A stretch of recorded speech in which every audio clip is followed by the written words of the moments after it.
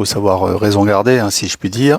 Donc c'est juste l'application dans le droit français d'une directive européenne qui, en toile de fond, a quand même la protection du consommateur, donc dans le cadre de l'encadrement des crédits à la consommation.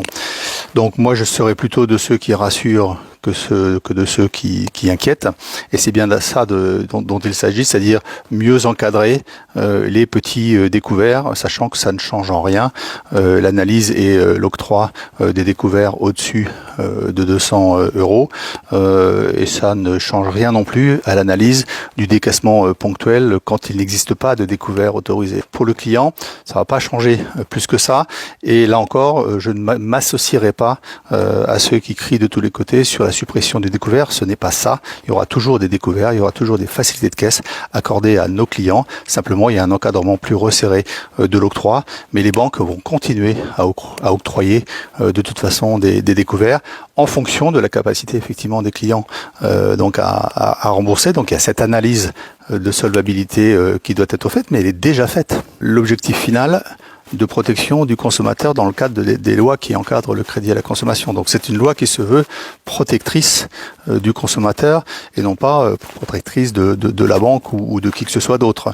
Donc il faut quand même bien garder ça en tête. Ça peut amener une complexification, quel que soit le mot que j'utilise, de la démarche. C'est à nous de la rendre la plus simple et c'est ce à quoi on va s'attacher demain et après-demain. On va se mettre en configuration d'ici un an, puisqu'on parle bien de novembre 2026, pour faciliter la vie de nos clients et pas le contraire. Nous ne sommes pas là pour 8 jours avec le client, nous sommes des partenaires de long terme. Donc nous les accompagnons dans les bons moments et on doit également être là dans les moins bons moments. La proportion, je ne pourrais pas vous le dire ou le qualifier exactement aujourd'hui des clients qui seraient concernés, mais intuitivement, je dirais qu'elle est marginale parce que dans nos logiques commerciales et risques que nous avons au Crédit Agricole de la Guadeloupe, nous sommes déjà bien au-delà des 200 euros. Donc je pense que cette proportion, elle est marginale.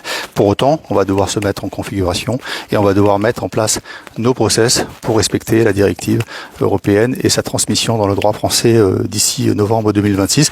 Quelles sont les démarches que nos clients devront effectuer pour bénéficier d'un découvert? D'abord, il ne faut pas forcément attendre 2026 puisque ça peut être dès aujourd'hui. Je rappelle que c'est juste les flux des nouveaux découverts qui sont concernés, mais pas du tout le stock des découverts autorisés. On va attendre les décrets d'application de cette loi parce que pour le coup, moi, je ne les connais pas.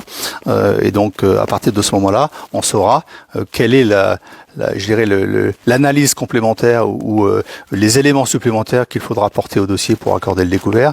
Mais ça, je peux pas vous le dire aujourd'hui.